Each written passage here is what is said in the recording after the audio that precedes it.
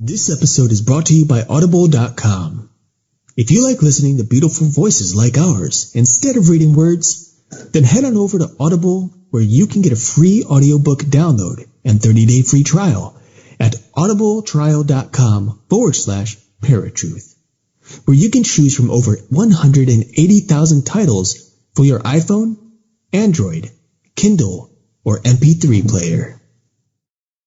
Christian and non-Christian paranormal investigators. They have two different views, and it seems as if neither of them can ever agree on anything. So what happens when a mainstream view of the paranormal crosses paths with the Christian view? Something epic. This is Paratruth Radio.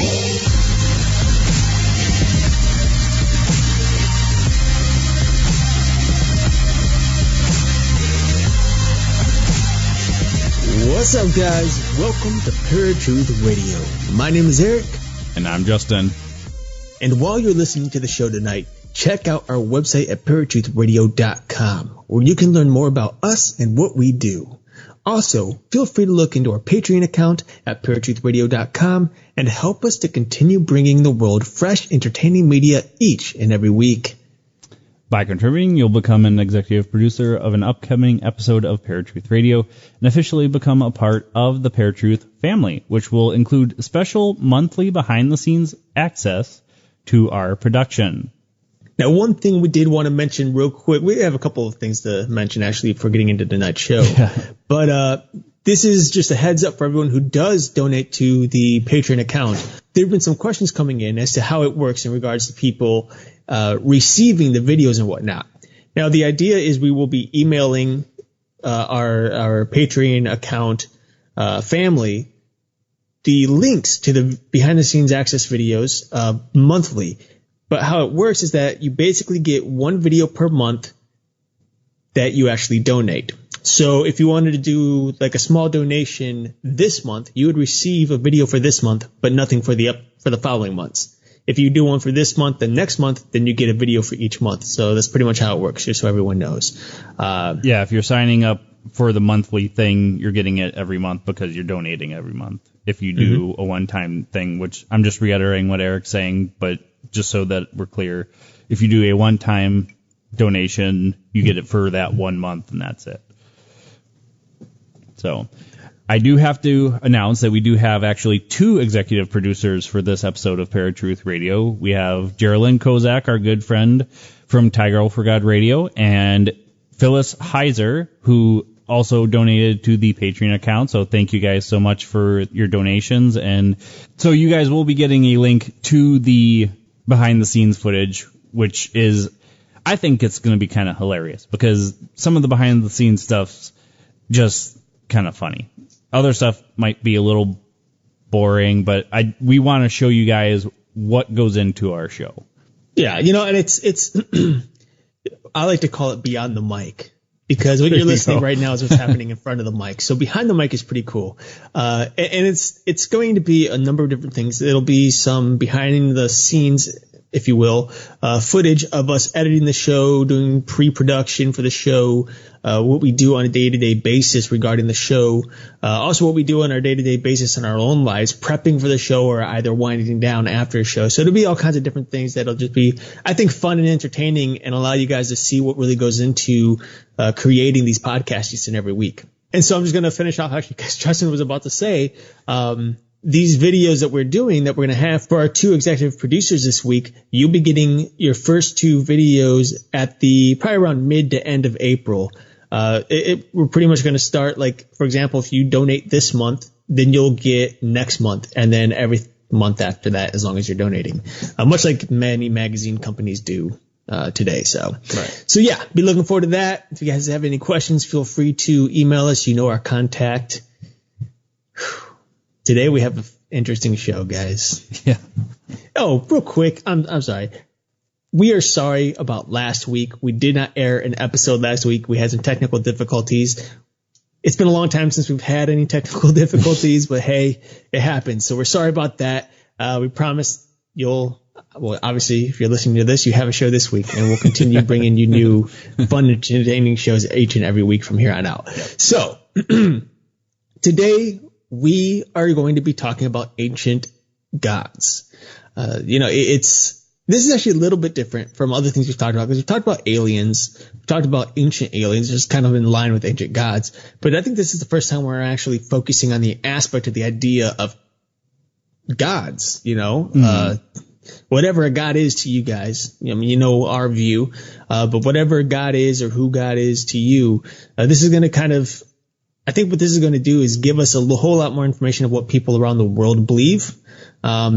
And I think it's going to be a very entertaining and maybe a little controversial subject as well. But nonetheless, something I think is going to be interesting to hear about and discuss. So today we have on Jim Willis. He's going to be joining us in just a few minutes. Any thoughts on ancient aliens before we actually get into this? I kind of teeter on the fence, as I do for a couple of these topics, because sometimes I wonder how the ancient people could have built certain things and what have you. So was it divine intervention? Was it aliens sharing technology? I don't know the actual answer. I mean, some of the stuff they play on the Ancient Alien show, sometimes it's compelling, sometimes it's like, dude, really? Right. That doesn't even make any sense. So, I'm with you on that. I mean, I'm against it all. I mean, I don't believe aliens came down to Earth and are these, green Martians are gods by any means. But I think there's a long conversation. Maybe we'll be able to get into this with Jim, because the term gods is used in a number of different ways within the Bible, and each term does define the word God differently. God, capital G, when referring to the holy God above, is much different from the sons of God or calling men gods and stuff like that. But we'll probably get into that in a little bit. But first, let's go ahead and jump on over to our transition intro. Now Paratruth presents Ancient Gods with special guest Jim Willis. All right, folks. So having earned his master's degree in theology from Andover Newton Theological School, Jim Willis has been an ordained minister for over 40 years. His background in theology and education led to his writings on religion, the apocalypse, cross-cultural spirituality, and the mysteries of the unknown. Today, he is joining us to discuss his latest book, Ancient Gods, Lost Histories, Hidden Truths, and the Conspiracy of Silence. Ladies and gentlemen, Jim Willis. Jim, welcome to Paratruth Radio. Thank you. Good to be with you. It's good to have you. Yep. Now, before we go ahead and get into some questions here, I think the first thing we just want to know is what inspired you to write Ancient Gods? When you call someone on the telephone and you get their answering machine, people have said that no matter what they say on the telephone, you get a variation of two questions. And number one is, who are you? And number two is, what do you want? And those two questions, I think, have been at the root of my entire life. I've always been interested in where we came from and how things got here. The thing that originally drew me to Christianity, I was a Christian pastor for 40 years. And the thing that drew me there was a study of Genesis and the early days. And I wanted to find out about the beginnings. I've always been fascinated by history. Unfortunately, I discovered soon on that the history that we're taught is often just not the whole history. It just isn't there. I remember vividly being in fifth or sixth grade and going to Sunday school and asking questions about the early parts of Genesis. Some of those really strange verses that nobody quite explains, like there were giants in the land in those days, and Enoch all of a sudden was not. He was taken, and I would ask my teacher questions about these things. And she used to, I don't think she loved my questions because she would listen to them, carefully explain to me that I was supposed to sit down and shut up, that kind of thing. Mm-hmm. And when I had the opportunity to look into these things as an adult and really begin to study, I was faced with two areas of study that just really prompted ancient gods. The first was these magnificent stone structures that are all over the world that are absolutely unexplainable. Nobody really quite questions. Nobody quite has the answers. I went to visit the pyramids, and I would ask questions there, and the guide that I was with would carefully tell me the equivalent of sit down and shut up. And I never was satisfied with the answers. And that was the first area of study that made me wonder what was going on. Maybe it wasn't quite the way we were told. How could these things have been built by basically primitive people? Mm-hmm. And the second area of study was the mythology that I've studied my whole life. There are so many myths that have a common denominator: the flood myths, the myth of ancient guides, the myth of strangers coming and teaching information that is unique to building a civilization. Mm-hmm. And so the mythology and the stone structures, when I had a chance to actually write a book about them, and somebody really wanted to let me do some research, I just jumped at it. So I was very grateful to have the opportunity to spend a year doing that. Matter of fact, Ancient Gods did so well, even before publication, that what we did was I got a call from Roger Janicki at Visible Inc. and said we need a sequel, even before Ancient Gods came out. Oh, wow. So a couple of months ago, I sent him my finished manuscript of the sequel to Ancient Gods called Supernatural Gods, and it kind of goes on where Ancient Gods left off. So it's been quite a couple of weeks. Okay. So I guess starting with the title, really, Ancient Gods, I mean, all mythologies have fascinated me throughout my education. And I guess what I want to ask is, what is the definition you're coming from as far as ancient gods? Are you thinking more along the lines of just the ancient civilizations? Are you thinking more along the lines of ancient aliens? Where do you sit there? In Ancient Gods, in this particular book, the basic premise of the book is that ours is not the first civilization to come down the pike. Okay. That we were visited in the past, I suspect, by previous civilizations that we just don't know anything about, that were destroyed by great cataclysms. We had one right here at the end of the Ever-Dryas era, when that segmented comet brought to an end the mini ice age, or the Younger Dryas. This would have destroyed great civilizations, and the mythologies talk about great civilizations. If you want to go to the Atlantis myths and the Lemur myths and the Mu myths and all of those. But I don't think it would have destroyed everybody. And the people who survived those cataclysms would then have appeared, people like Quetzalcoatl coming in Mexico. South America has many of these kind of myths, and Peru. And they would talk about people coming with information that they didn't have. And these people seemed almost godlike to them. And so the title Ancient Gods actually comes from these survivors of what I believe to be ancient cataclysms that brought civilization to basically Stone Age cultures, which had survived the deluge, which had survived the cataclysm. And as years went by, they were remembered as not being just very intelligent or very smart people, but they were remembered as being godlike. And after a while, they became godlike. And so they were given the title of the gods, or the founders of these particular civilizations. Okay. That actually makes a lot of sense. When we read the book, when we read Genesis 6, and we see that God sent the flood, mostly due to the fact that what many would call the Nephilim existed in those days, or the giants. Scripture do say that after the flood, the Nephilim still existed, which means it didn't kill everyone. So it's really interesting that you do mention that. But also, the Bible is full of giant stories after the flood. Of course, David and Goliath is the number one. But when the Hebrew people were camped on the banks of the Jordan River, going into in their first attempt to go into the Promised Land, they sent the 12 spies, and the 12 spies came back in typical committee fashion. They had a majority report and a minority report, and two of them, the minority report, everybody knows their names. Everybody knows Jacob, Joshua and Caleb, but and they said, yeah, sure, giants, but let's go get them, But the majority report was the one they followed, and the majority report said, there's giants in those lands, and to them, we're just like grasshoppers. And so they turned around and spent the next 40 years wandering around in the desert. Right.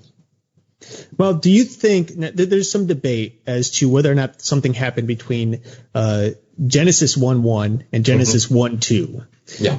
In your research, or just in your own opinion, do you think there is something missing there, or is it just the way that it's worded that's throwing people? No, I think something is missing. It's technically called the gap theory. Right. The idea was that in the beginning there was the creation, and then the great Hebrew word everybody argues about. How are you going to translate it? Tohu bohu. Did the earth was the earth without form and void, or did the earth become without form and void?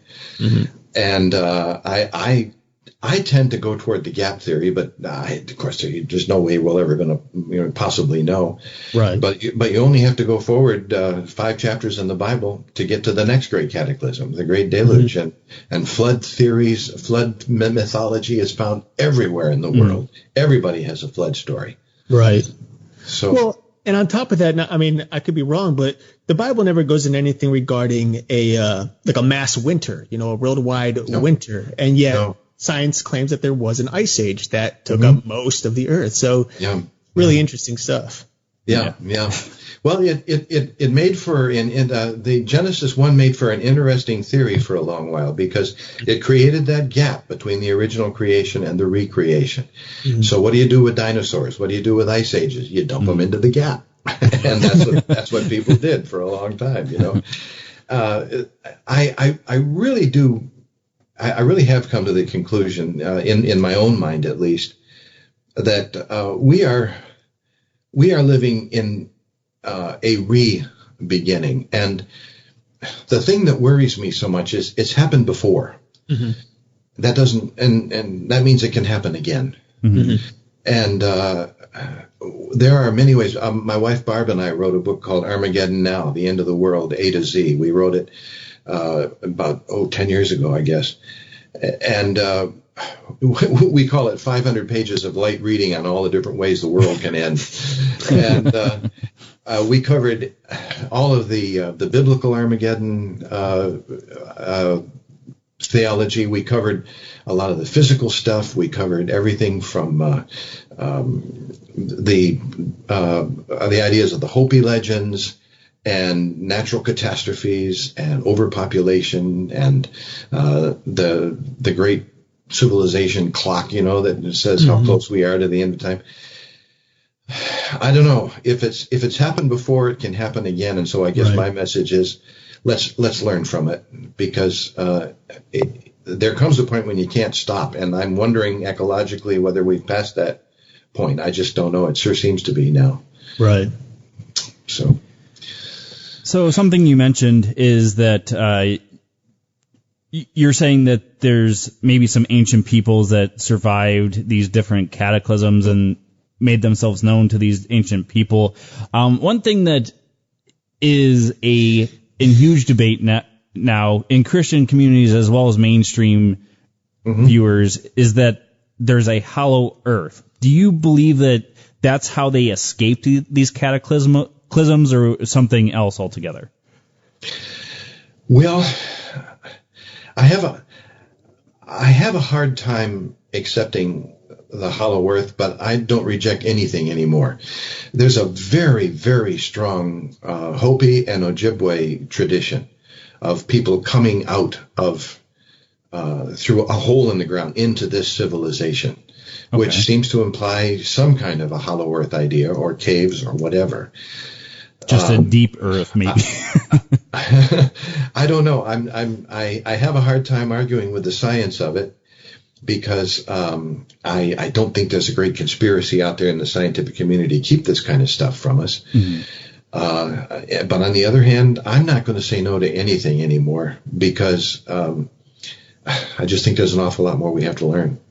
Mm-hmm. Yeah, I think us doing this show has opened, I mean, we both have our own beliefs, but has opened our minds to what may really be going on here other than just a set thing or another.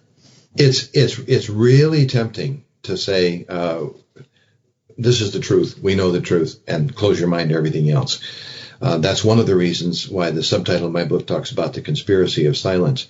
I think in a lot of ways the academic community has done exactly that. When I was a college professor, it was just so easy to accept the status quo and just get rid of anything that didn't agree with it.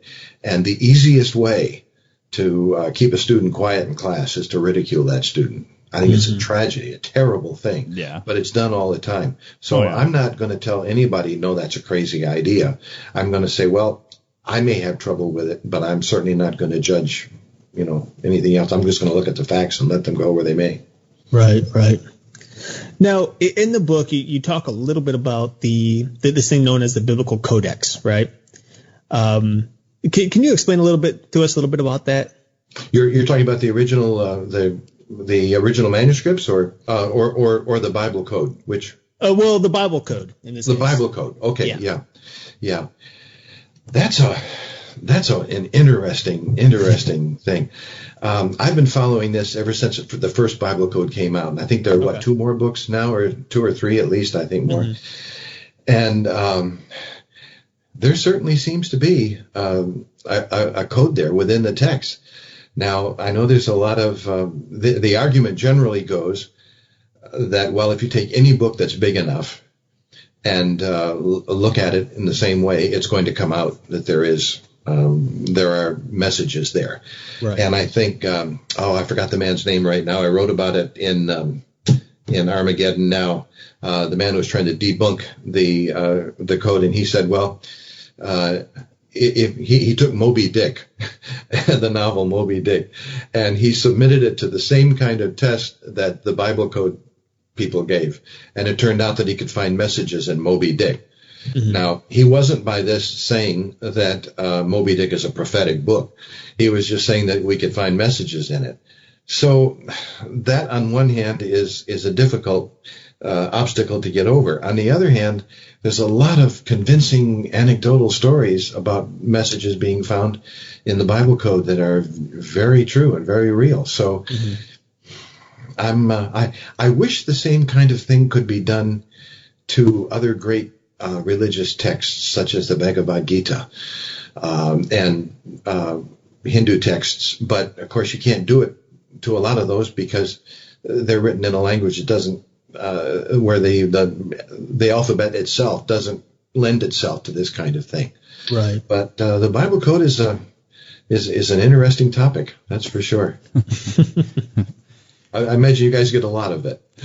Oh yeah, we've got a lot of people, who truly believe that there's a code within the Bible, and we have people who are very much don't believe, and so there's this constant debate and argument between the two, and sometimes it gets a little heated, so we try to keep back a little bit. We don't get too involved, but it's interesting. It is difficult, especially when you consider that the manuscripts that we have, the early manuscripts we have, are not the originals. Right. They're copies of translations of copies, that kind of thing. Mm-hmm. So it's hard for us to really subject it to the kind of critical analysis that it needs because we just don't have the original manuscripts. But it certainly is interesting anyway. Mm-hmm. Right. So one thing you mentioned in the book is about these megalithic structures and how how could these civilizations have come up with this? In your opinion, like we were talking about the ancient peoples that came out after these catastrophes and ended up becoming gods, do you think they had some type of technology that the others didn't to help them build it? Do you think maybe the giants, the Nephilim creatures helped them? What are your thoughts on that? Well, I think they had to have a technology. Our problem was when we use the word technology, we just assume that technology means wires and electricity and fossil fuels and that kind of thing, because that's the technology that we're used to. Right. I think there are other kinds of technologies, and I think they absolutely had to have a technology. When I was over visiting the pyramids, I walked back way down underneath with this guide who was showing me this magnificent thing. I was fighting claustrophobia every bit of the way because it's these pyramids have stood for 6,000 years, but I'm sure they were going to fall down on my head right there when I was underneath them. And you'd walk inside and you see these miles of wires. And the reason the wires are there was because they had to have the lights on so you could see where you were going and to see what was on the walls. There was actually graffiti written on some of these walls. And so you'd say, well, how did they get the lights down there? And so I asked the guide, and he said something in Egyptian, which I think in English translates to sit down and shut up. But basically he said, he finally said to me, well, they had some kind of light source. Okay.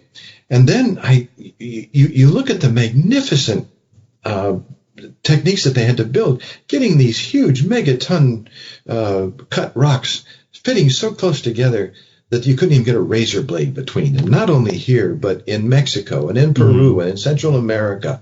And Göbekli Tepe, even Stonehenge, when I was visiting Stonehenge a couple of years ago. We have all these people who say, well, we're going to prove how these places were built. And so they gather together a group of grad students who pretty much have to be there, and they get them all together, and they get a megaton boulder, and they move it 30 or 40 yards, and they say, there, we proved how they did it. They could put it on rollers, or they could use some kind of thing. That doesn't do it. Right. It just does. When you stand there and actually see these structures, you wonder, how did they possibly get those boulders up there? And so the big thing now is to say, well, they built this big ramp, this circular ramp around the top of and they just pushed these up the ramp. Well, for one thing, I sure wouldn't be on the crew below that rock. If it slid easy enough to get up there, I wouldn't want to be underneath it if it let go. The other thing is the material that they needed to build the ramp. For the ramp to exist, it had to be so massive. It had to be more material than actually went into the pyramid in the first place. So they had to have some kind of technology. Now you're going to say, what was that technology? I haven't a clue. Right. I haven't a clue. I wish I knew. I can postulate that there are abilities that we have as humans that, quite frankly, have atrophied in us. Psychic abilities, I'm talking about. Right. Mental abilities, mental processes. I've seen people do fantastic things with their mind. I've experienced myself out-of-body experiences, and I've studied with William Buhlman, who's probably the foremost authority in the world right now on this. And talked to Skip Atwater, who led up the military's the program they had for viewing long distance, remote viewing, and people who were able to do unbelievable things. The story that Skip told about this one time about how the United States government hired him to start working with. When he was in the armed forces, discovered him, wanted him to start working with remote viewing, and the reason they gave him was that the Russians were doing it, and we have to do it in order to keep up. And now I read all the things about the possible connections with Russian meddling in the last election and everything else, and it makes you wonder, was this possible that 10,000 years ago there were mental powers available to us that are perfectly scientific if we knew the science behind them. But because we don't accept them, we've never studied the science. Right. Now, I do email back and forth quite often with Dean Rodden, Dr. Dean Rodden, who's out in California. And the stuff they're doing out in his research is just phenomenal. Of course, most people don't accept it, so it's not funded and it's not accepted, and you have to the burden of proof is really on the people who want to say these things are possible. But if you can bend spoons or levitate, why can't you build a megaton boulder? I don't know. This is just, I'm open to any kind of technology, but did they have one? They had to. They simply had to have one. I think one thing that Eric and I have talked about a lot, just off air, is that I honestly believe, and I think he kind of does to an extent too, that humanity has de-evolved, not evolved as a lot of people believed, from what we were. Because in the Bible, from Eric's standpoint, in the Bible, there are people that lived 900, 1,000 years. Yeah, now we're barely old Methuselah, 969 years old. Yeah. Now we're barely scratching 100. Yeah, well, and the proof of the pudding, the proof of your belief is that they did things back there that we simply cannot do today. We don't know how to build a pyramid. We don't know how to build Göbekli Tepe. Right. We don't know how to build Machu Picchu. Any of these things, we couldn't do it even with our stuff. Mm-hmm. So there must have been a devolution. They knew something that we don't. Now we know stuff that they didn't. Sure. Maybe there was a give and take. I think what has happened, however, is that humankind has moved from a right brain, intuitive way of understanding and viewing the world to the complete opposite, the left side, the left brain. And it's been wonderful. The era that we've been in ever since the Industrial Revolution started, we sent a man to the moon. We built these wonderful roads and great infrastructures and did all this stuff. On the other hand, we also learned how to pollute our planet and destroy everybody and populate to our heart's content and everything else. And look what it's getting us. So right. I think we're getting toward the end of that other swing of the pendulum. And we've got to start getting back toward the middle again, I think, or we're in trouble. Absolutely. Now, it's interesting, though, because we've been talking about relatively practical explanations as to how these pyramids are built and stuff like that. I mean, obviously, telekinesis and stuff like that may not be practical by any means, but it's still not now. Right. I mean, but it's still an interesting subject that actually doesn't come up often in my experience within the paranormal field. But one thing that many people I know have jumped to right away is that humans have never really, if anything, we evolved, from back then, because we were just, Neanderthals back then. But they explain the pyramids as, of course, everyone's heard, as aliens or extraterrestrial Martians coming down out of outer space. I mean, what are your thoughts on that? Do you think that's something that's practical as well, or is that just kind of like, Well, there it again. The physics is tough to get around. If you're going to move a nuts and bolts spaceship, you're right up against physical laws that say it's impossible. On the other hand, it's an awful big universe out there, right? And who knows what is possible just because we don't understand it. The other great thing that I think we have to think about is that right now the people who are talking about parallel dimensions and intelligent life existing in parallel dimensions are not the parapsychologists, not the metaphysicians, not those folks. It's the scientists who are telling us that. The scientists are telling us, there are other dimensions out there that could possibly have another you, the multiverse, right. Many worlds theory of Hugh Everett. Hugh Everett died a terrible death of suicide because nobody would accept it, and he was just absolutely ridiculed. And now everybody accepts what he had to say.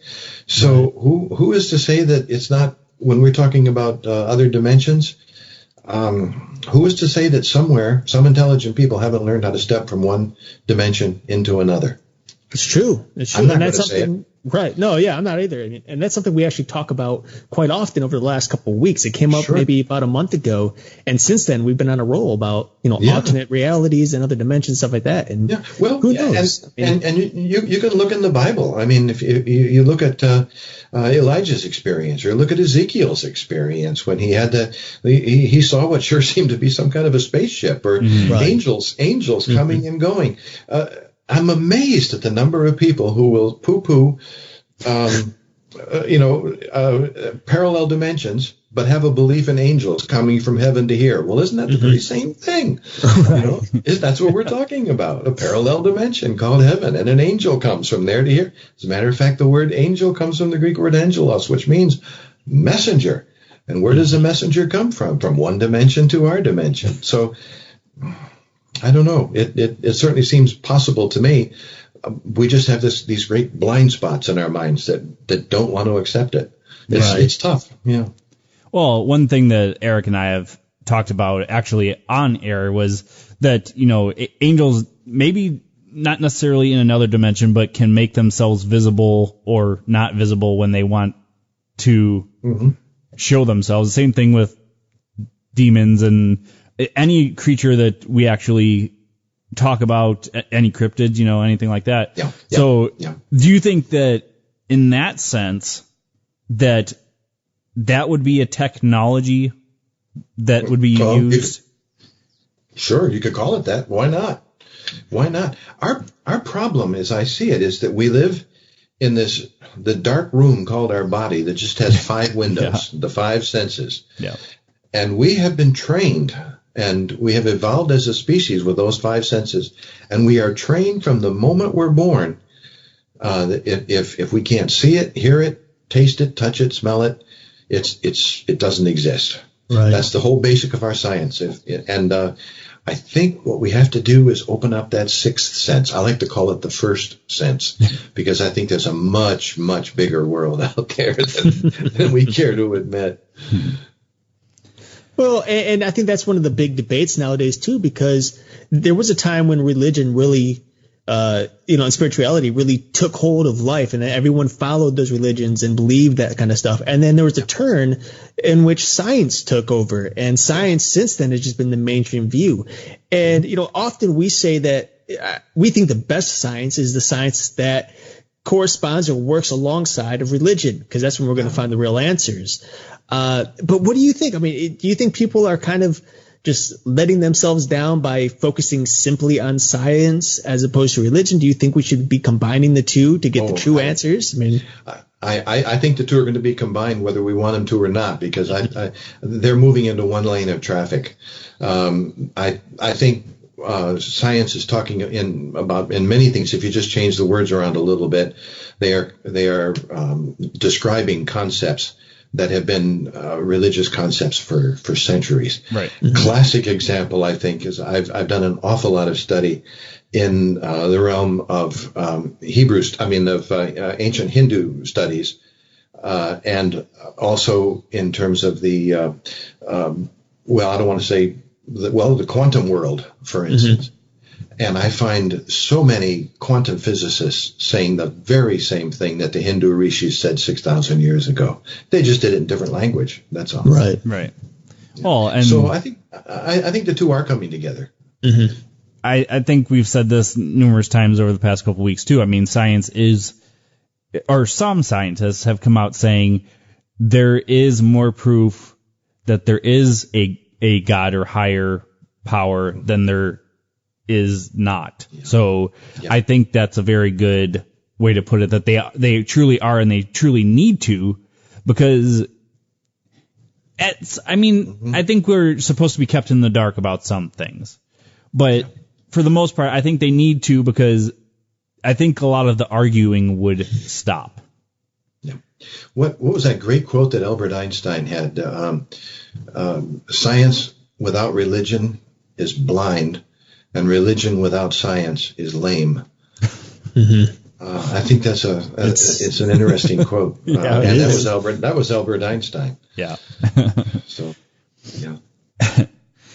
All right, Jim. Well, it is time to let you go, so I do want to give you a chance to tell everybody where they can find you, find the book, and any other information you want to give out, even about the new book. Well, you can find me in the woods of South Carolina if you know where to look. We live way out here in the woods. We came out here with an agenda 7 years ago, my wife and I. We wanted to get away and go on a long retreat. As a minister, a Christian minister, I preached about God all my life. We wanted to experience the divine. And we came out here to go on retreat and get away from it all. But if you want to find me in another sense, which is the sense I think you're talking about, my website is jimwillis.net. And it has a place where you can write questions or responses or anything else you'd like. Or if you're on Facebook, it's jimwillis.author. And either one of those will do it. Or you can just Google Jim Willis Ancient Gods, and all kinds of sites and things will come up. Ancient Gods has just come out relatively recently. Supernatural Gods is coming out on September 1st is the release date for that one. And that's the one that talks more about the interdimensional stuff that we've been talking about. So I hope your listeners will take advantage of it, and we can get a good dialogue going. Sounds good. Oh, yeah. And, when that Supernatural Gods does come out, we'll be sure to give you a call and bring you back on the show. We'll discuss that. So love to. I love talking to you both. Right. Thank you. Great. Well, have a wonderful night. It was great talking with you, and until next time. Thank you so much. Alrighty. Good to see you both. Bye-bye. Thank you. All right, folks. That was Jim Willis, Ancient Gods, Lost Histories, Hidden Truths, and the Conspiracy of Silence. Don't go away just yet. We're going into our post-interview segment right after Eric's Random Fact of the Day. Now, Eric's Random Fact of the Day. There are numerous world records to be broken. However, did you know that a few can only be broken by Mother Nature herself? According to Backslides.com, the world record for a 1-minute rainfall happened in Maryland in 1956. That record is 1.23 inches of rain, which fell in just 1 minute in Unionville, Maryland.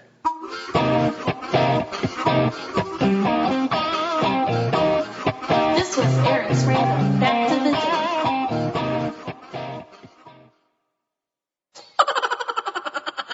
All right, folks. Welcome back to Paratruth Radio. My name is Justin. And I'm Eric. And we just got done talking to Jim Willis about Ancient Gods, Lost Histories, Hidden Truths, and the Conspiracy of Silence. So, what are some of your thoughts on what he had to say?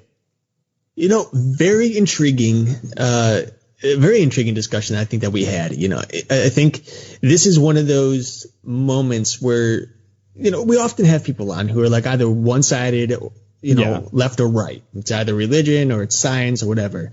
There's no in between. And I think what's really cool about this discussion we had today is we were allowed to settle in the middle somewhere, and we didn't need an answer, Yeah. Everybody's always, hey, facts this, facts that, but it's like, hey, how about opinions? How about what we don't have facts to? Why don't we rest there? Because that's where we're going to really start to achieve more and to learn to understand. Because if it's constantly, hey, this is a fact, that's a fact, it leaves no room for anything else, especially if those facts end up being false, which many times are, at least in the science world. That's why we have theories, Right. So it was definitely really cool to settle on that ground where, hey, this could have happened and it could be this, but I don't know, and we're probably never going to know. Right. But it really opens up our minds to what could have been. And the truth is, we never will know. Not until the day, we die and pass on from this world to the next. Yeah. So, well, one thing that he had mentioned, which we've actually kind of stayed away from, is the gap theory, because as you've told me, there's no, all it is theory. There's no real facts to what people are saying about this. right. And he had brought up in the gap theory that, a lot of ancient peoples came, or a lot of higher civilizations came to the ancient peoples as gods or became known as gods. What are your thoughts on that? Because, from a Christian standpoint, I know that a lot of Christians believe that the ancient gods were actually demons deceiving people. So what are your thoughts on what he had to say about that? I I'm open to it. I think that's a plenty good explanation. We see today that people still try to lift other people up as gods. Look at Hollywood. Look how many people lift up actors and directors as being the gods of, today. These are the people who lead the industry. That, we have people in politics, who or even still with the whole presidential thing this past year. There are people on Facebook saying, hey, why aren't the actors raising their voice and stating what should be? They're the ones who will get the politics right and get who we want in office. It's like, why are you leaving it up to these people that you're raising up as gods when you yourself should be out there doing it, and whatever. So it makes a lot of sense that these so-called ancient gods were simply just ordinary people, maybe with some extraordinary abilities. If we're talking about the Nephilim, it's obvious. I mean, as far as we know, the Nephilim were half angel and half human, which makes them some kind of crazy strong hybrid. So in this case, we have a people group with extraordinary abilities. So yeah, I think it's really interesting. And who's to say that some of these some of these gods weren't indeed demons? For all we know, they're spirits. So if we believe in life after death, these humans that were raised up as gods could have died and become evil spirits. If you believe in that kind of thing, or if they had some kind of demonic background, the Nephilim would be one of them. Because what happens to an angel-human hybrid when it dies? It's not going to heaven.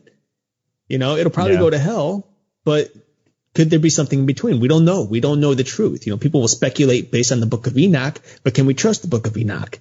There's a bunch of arguments up in the air about that too. We have no facts. I've argued the point with you and I in private discussion. So, I'm open to it. I think it's definitely a possibility that people just happened to survive who knew of the past way of things and were able to, I guess, outperform and outshine people who were relatively new to the world or to the new world. It's like, hey, we're of ancient past. We were there when this happened, and this is what we had before the flood. Boom. Let me show you how to do this, And again, if we're talking about the Nephilim, angelic DNA, they probably know, they're naturally going to know things probably that humans just couldn't possibly begin to fathom. So right. Well, and one thing that I had mentioned too is, from the Bible standpoint, there were people living long lives. So if we were descendant from those other peoples, those ancient peoples or what have you, you would think somewhere down the line they probably had extended lives as well. If it's an actual person, not a angel demon hybrid or demon person hybrid. Yeah, angel. Yeah. Well, here's the thing. We know now. This is based on a Christian worldview. Okay, I believe that all mankind, male, female, originated from Adam and Eve. So we all know who our very first parents were. Period. From there, that DNA sequence starts to change and starts to get twisted because humanity is starting to spread out, and we're getting different parents from different areas and so on and so forth, and things start to mix and match and et cetera, et cetera. So we start to lose the grasp of where we really come from. We know the beginning, but at what point does the line start to deteriorate? We start to miss out on stuff. And I think the one thing that we brought up during the episode was this de-evolution of mankind. When God kicked Adam and Eve out of Eden, he said their days would be numbered. And he didn't say how long it would take, and even when God told them, hey, if you eat from the forbidden tree or the apple or the fruit from the forbidden tree, you're going to die. But he doesn't specify when they're going to die. And the devil manipulates it. And the devil says, look, you're not going to die. You're going to know what God knows. He twisted the truth because the truth was they were going to die, just not at that instant.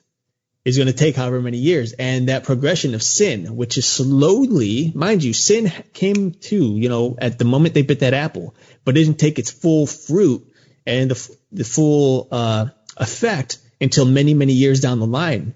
When we see Cain kill Abel, that's when I think sin really took a full grasp on mankind and said, okay, now sin is fully here. And we start to see just the years plummet for mankind. 900, 800, 7, 6, 5, 4, 3, 2, 1. Here we are today, living to our 80s. Do you think that was the original murder as well? That was the very first murder. That was.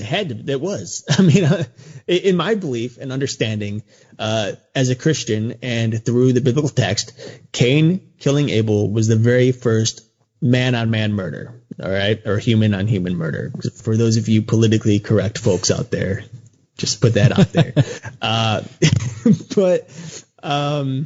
Yeah, that was definitely the very first murder. That's why, when you read that particular part of the text in the book of Genesis, you see how God deals with it.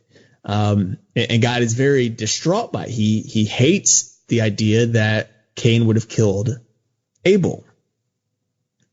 And it's interesting because God still had grace towards Cain, because he could have killed Cain on top of it, but instead he marked him and put him out in the world to have his own people, get married and whatever he wants to do. But he put a mark on them stating if anyone were to harm Cain, whoever harmed him would be harmed as well. So God actually protected Cain at that point. And I think it was just this mercy, like, look, this is the first time. You shouldn't have done this. You lied to me about it, first and foremost. The earth cries out, it's stained with Abel's blood.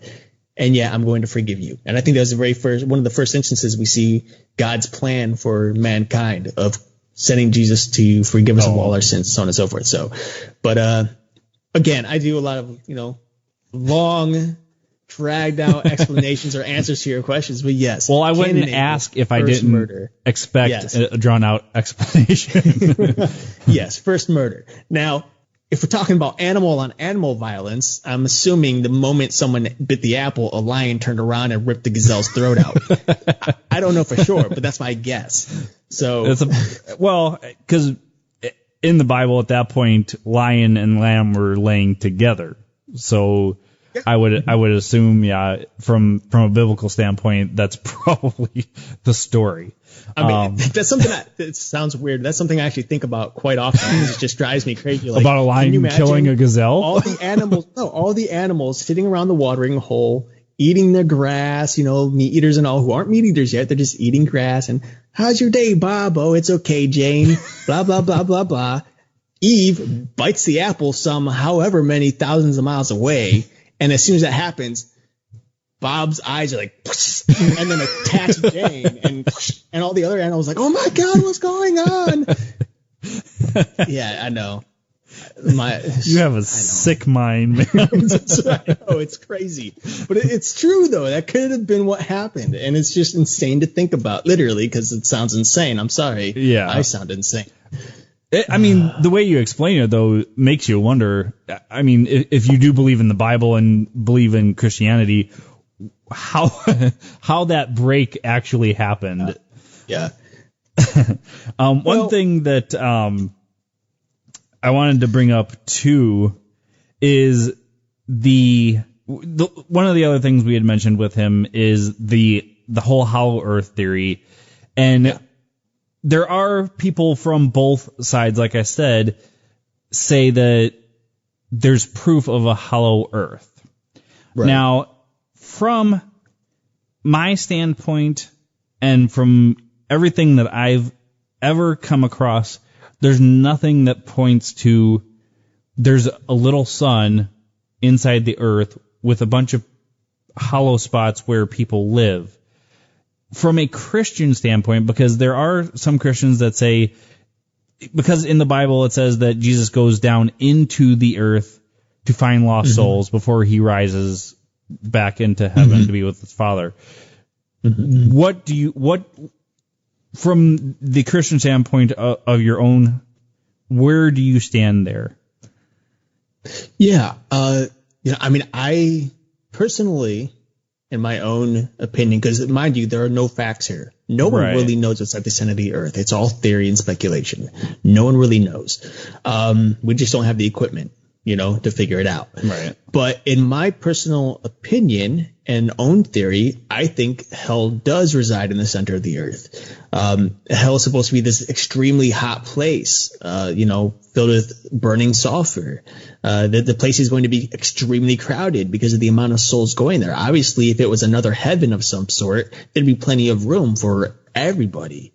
But this place is going to be just tremendously crowded and just very, very difficult place to be. Also, it's out of the sight of God, according to the Bible.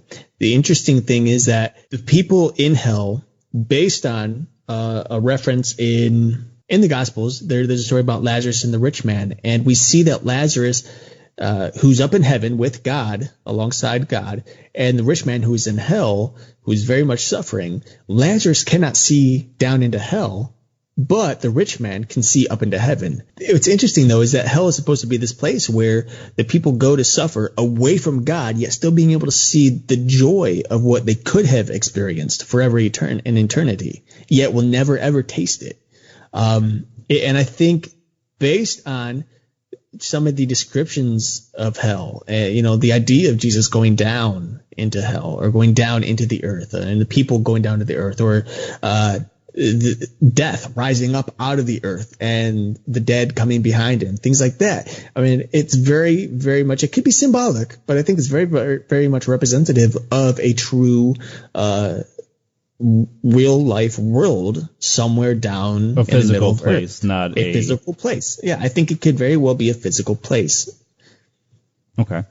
Well, and that's why I ask, because I mean, there are those that believe that hell is just another dimension, if you will, or another plane of existence, where there are, like the ones that I'm saying believe in the hollow earth theory, think that the hollow earth is a physical place, not just like another dimension type thing. Well, here's the thing, because obviously our flesh and bone isn't going down to hell. Like, we're not literally going to physically, if you go to hell, that is, you're not physically going there. It's your spirit going there. But who's to say it's not another plane of existence within a very physical place? It's like, if we can go down to the center of the earth and it's hollow, but there's nothing there, how do we know there's nothing there? If we were to die all of a sudden, would there suddenly be this whole other world before us in which people are being tortured? Possibly. Mm-hmm. And that's how we start getting into these alternate, these other dimensions or parallel planes and stuff like that. So, right. In the end, I think the real answer is, who knows? Nobody. It's just among all of the topics we talk about. Among all the topics, who the heck knows, guys? Why are we even doing this radio show? Nobody knows. I just want to know.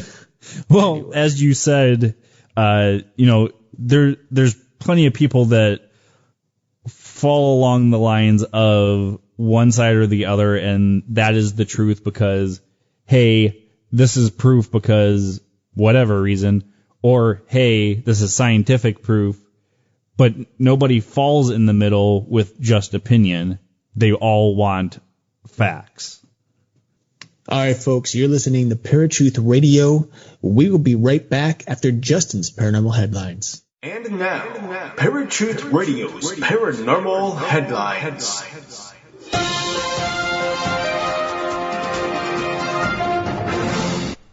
How's it going, Paratruthers? Justin here with your Paranormal Headlines, and these headlines are from unexplainedmysteries.com. Large Hadron Collider discovers new particles. CERN's giant atom smasher has identified 5 new particles that have been hiding in plain sight. Not content with finding the long-sought Higgs boson, the scientists behind the Large Hadron Collider in Geneva have been continuing their efforts to unravel the secrets of the universe by pushing the world-famous particle accelerator to increasingly high levels of energy and intensity. Now the team working on the LHCb experiment, which aims to explore what took place immediately after the Big Bang, has announced the discovery of not 1, but 5 new particles. These particles have been hiding in plain sight for years, but it takes the exquisite sensitivity of the LHCb's particle detectors to bring them to our attention, said Professor Tara Shears. The new particles are all baryons, a type of subatomic particle comprised of 3 quarks. While the find is not quite as groundbreaking as the discovery of the Higgs boson in 2012, the scientists believe that there is much these particles can teach us about the subatomic world. And this has been Justin with your Paranormal Headlines. This was a segment of Pure Truth Radio's Paranormal Headlines.